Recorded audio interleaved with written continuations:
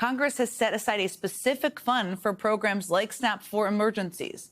And as the judge put it in federal court today, quote, "It's hard for me to understand that this is not an emergency when there's no money and a lot of people are needing their SNAP benefits." I think it's really important to be clear about what Republicans were trying to do here. They were ginning up excuses to actively force 42 million Americans to lose their SNAP benefits when they didn't have to. They were choosing to take food away from 42 million of the poorest Americans while trying to accuse Democrats of what Johnson and Republicans were actually doing. I mean, J.D. Vance actually laid out what was happening really clearly today, believe it or not.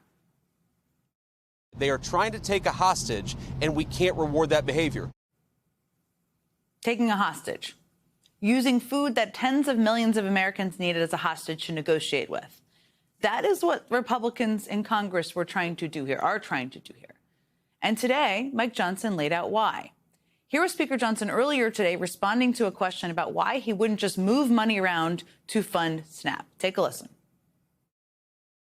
Because if you deviate from the goal of reopening the entire government, Chuck Schumer and the radicals over there will continue to play games with people's paychecks, their livelihoods. And if you do just part of this, it will reduce the pressure for them to do all of it. There you have it. That is the game that Republican leaders are playing here. They are using Americans as leverage. They are trying to purposefully make the shutdown more painful on the poorest Americans, on federal employees, too, to put pressure on Democrats to cave, each time lying and saying their hands were tied. I mean, right as the shutdown started, the administration used it as an excuse to try to lay off thousands of federal workers, saying they had to because of the shutdown. That was their arguments. Now, courts have since indefinitely paused those layoffs because they are very likely illegal. Remember, the core of this entire shutdown is that Republican leaders are refusing to extend tax subsidies that make health care affordable for millions of Americans. Costs could double or they could even triple for millions of Americans. And yet, Republicans are refusing to acknowledge the very real pain that would be inflicted on Americans if those subsidies are not extended.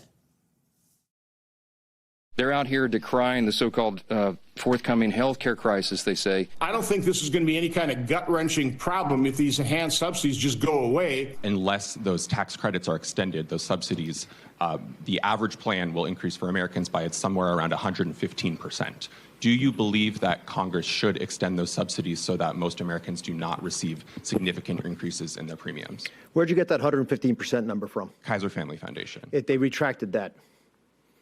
That data was run inappropriately. They changed the messaging on it. Go back and look at the website. Now, that last clip was of Dr. Oz. Yes, that guy is still around. I try to forget sometimes. He's currently Trump's CMS administrator, which handles the Affordable Care Act and all of the health care coverage it provides. Now, here is the Kaiser Family Foundation website. They have not, in fact, retracted their data. The foundation still estimates that the average ACA enrollee's monthly premium would more than double, increasing by 114% if Republicans refuse to extend the subsidies. But they have a real problem on their hands because they are lying about things that directly impact the lives of millions of people. And that means millions of people in this country are starting to see the impact in their own lives and realize that what people like Mike Johnson and Dr. Oz and J.D. Vance are saying is not true. If you use Obamacare, you can go to healthcare.gov right now and see how much your monthly premium is going to go up next year. When you see that number, you can decide for yourself if this isn't a problem like Republicans are saying. It is a problem.